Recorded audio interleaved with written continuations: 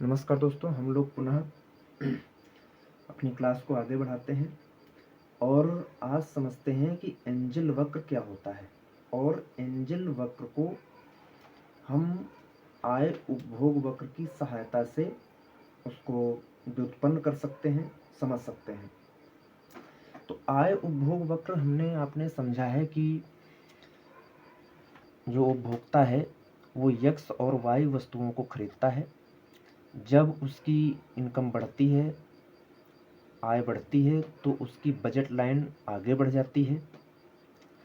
तो उस कारण से हमने उसके सभी बिंदुओं को समझा था कि वस्तु वाई जब आवश्यक वस्तु होती है, जब घटिया वस्तु होती है, तब कैसा वो वक्र बनता है, आय उपभोग वक्र, जिसे ICC नाम दिया गया था। अब आज मुख्य रूप से समझते हैं एंजल वक्र। एंजल जो वक्र है ये जर्मन अर्थशास्त्री थे एंजल, तो उन्होंने ये बनाया था, उत्पन्न किया था। और उन्होंने इस वक्र में वस्तु की कीमत, रुचियां और अधिमान दिया होने पर आय के विभिन्न स्तरों पर उपभोक्ता एक वस्तु की जो मात्राएं खरीदता है उन्हें दर्शाता है।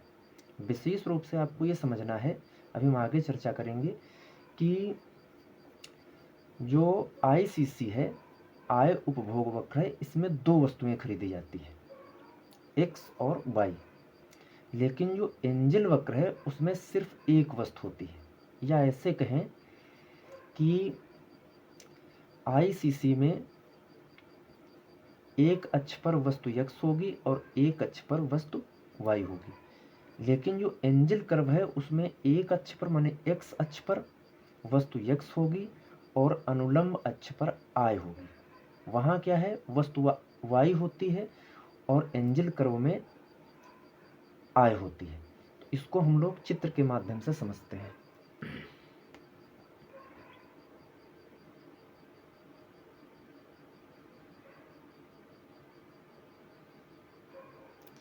आप ये दो चित्र देख रहे हैं, इसमें ये जो चित्र है ये है ICC आय उपभोग वक्र।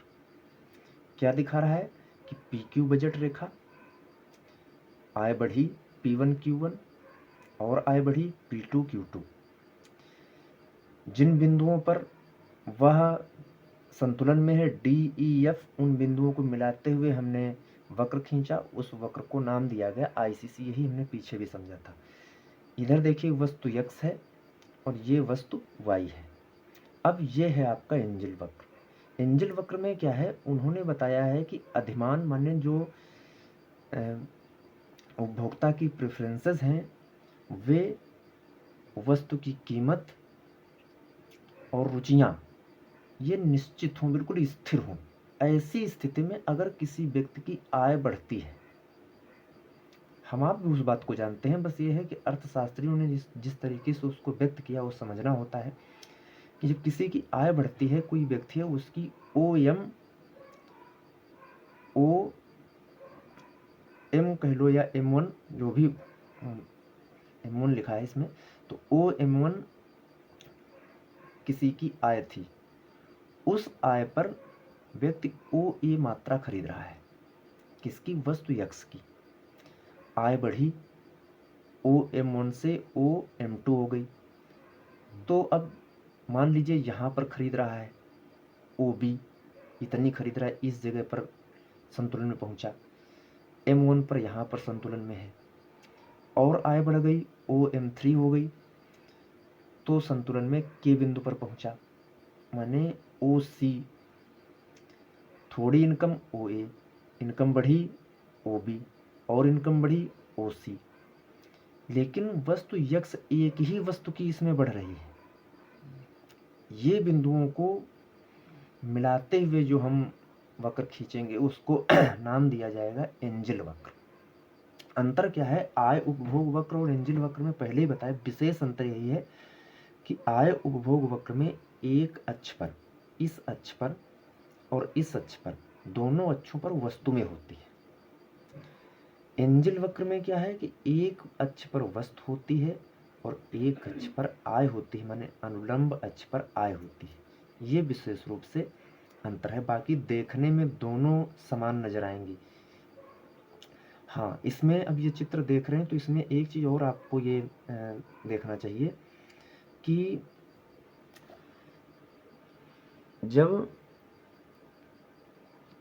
वस्तु यक्ष आवश्यक वस्तु है, ये जो है ये एंजल वक्र है, और इस वक्र में वस्तु यक्ष आवश्यक वस्तु है। आवश्यक वस्तु होने पर, आय बढ़ने पर वस्तु की खरीदी गई मात्रा बढ़ती तो है, लेकिन घटती दर से। आप देख रहे हैं कि अब ये थोड़ा वैसा बन गया, इसको थोड़ा और आगे यहाँ पर बनाना चाहिए था। मतलब ये है कि जितनी आय थी, मान लीजिए यहाँ पर 10,000 आय है और यहाँ पर 10 वस्तुएं खरीदी गई, तो 20,000 आय होने पर 20 इकाइयाँ नहीं खरीदी जाएंगी, फिर यहाँ पर कम रह जाएंगी, बढ़ेंगी लेकिन कम रह जाएंगी। मान लो 18 हो गई तो 9 के एवरेज से आ रही। अब अगर 30,000 इनकम हो जाए तो यहाँ वो 9 वाला भी एवरेज नहीं रहेगा, फिर और नीचे आ जाएगा, माने 25 हो सकती हैं। तो जब वस्तु यक्ष आवश्यक वस्तु होगी, अगर वस्तु यक्ष आवश्यक वस्तु है, ऐसी स्थिति में आय बढ़ने पर यक्ष की खरीदी गई मात्रा बढ़ती तो है लेकिन घटती दर से। आप देख रहे होंगे ये जो दूरी है, इससे यह दूरी कम है। अगर और हमें आय बढ़ानी हो, M4 करना हो, तो फिर इससे थोड़ा छोटा यहाँ पर खंड बनाना पड़ेगा। ऐसा होता है आवश्यक वस्तु के मामले में। अब हम लोग इसके बाद में जो विलासिता वस्तु होती है, अगर वस्तु यक्ष विलासिता की वस्तु है तब कैसा कर्व बनेगा उसको भी देख लेते हैं। विलासिता की वस्तु होने पर जो आप ये चित्र देख रहे हैं, ये चित्र बनता है। उसमें क्या होता है, वस्तु यक्ष अगर विलासिता की वस्तु है तो इनकम बढ़ने पर वस्तु यक्ष की मांगी गई मात्रा बढ़ती दर से बढ़ती है। बढ़ती दर से बढ़ने का मतलब है, पहले अगर 10,000 इनकम पर 10 इकाइयाँ, तो 20,000 इनकम पर 20 इकाइयाँ नहीं, अधिक इकाइयाँ हो जाएंगी, 21 हो जाएंगी। 30,000 इनकम पर 31 नहीं रहेंगी और बढ़ जाएंगी, 32 हो जाएंगी।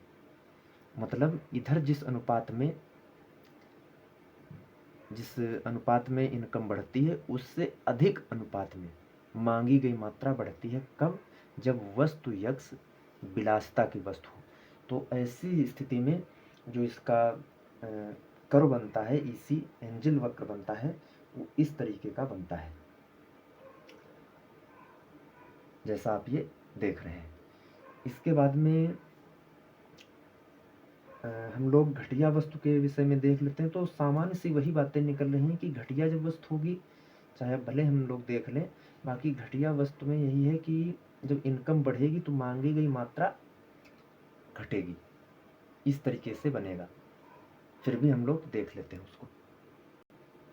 अब दोस्तों, ये जो आप चित्र देख रहे हैं, चित्र 33, ये आपका, इसमें वस्तु यक्ष घटिया वस्तु है। कैसे है आप ही देख लीजिए कि कोई उपभोक्ता है, जब उसकी रुचियां, कीमत और ये सब स्थिर है, ऐसी स्थिति में अगर जब उसकी इनकम है OM1, तो वो G बिंदु यहाँ पर अर्थात OQ1 खरीद रहा है। OM1 इनकम पर OQ1 मात्रा खरीद रहा है।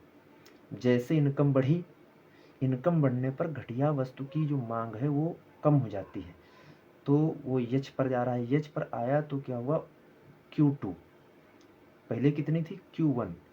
10,000 इनकम पर मात्रा मान लेते हैं 10,000 इनकम पर इकाइयाँ 10, 20,000 इनकम पर इकाइयाँ उससे कम हो जाएंगी 10 से। देखिए OQ1 से OQ2 छोटा है, इसको 8 मान लीजिए आप। अब जैसे 30,000 इनकम हुई तो इसकी और घट गई, 8 की जगह पर यहाँ 6 मान लो या 7 मान लो, घट गई। तो जब इनकम बढ़ती है, मांगी गई मात्रा घटती है। तो ऐसी स्थिति में वस्तु यक्ष एक घटिया वस्तु है। अब जो समान रूप से जैसा चित्र एक उसमें दिखाना हो कि कौन सी वस्तु आवश्यकता के रूप में है, कौन सी घटिया है, तो उसको हम इस तरीके से दिखा सकते हैं। अब इस चित्र में आप देख रहे हैं कि ए बी यहाँ पर इनकम बढ़ने पर बढ़ रहा है। OM1 ए बिंदु, OM2 बी बिंदु, यहाँ देखिए 45 डिग्री इस तरीके से बढ़ रहा है, यानी ये सामान्य वस्तु है। इस जगह तक कोई भी वस्तु है वो बी बिंदु तक सामान्य है। लेकिन बी से डी यहाँ पर देखिए इस तरीके का हो गया। इसका मतलब यहाँ पर ए बी जो खंड है वो हम कह सकते हैं कि आवश्यकता के रूप में है। अब कितनी भी इनकम बढ़ जाए वो उसकी खरीदी गई मात्रा नहीं घटाएगा। और डी से एफ ये घटिया वस्तु के रूप में है, यहाँ पर घट रही है। इसी के साथ हम लोगों ने जो हमको एंजल वक्र हम लोगों को पढ़ना था वो समाप्त हुआ। धन्यवाद।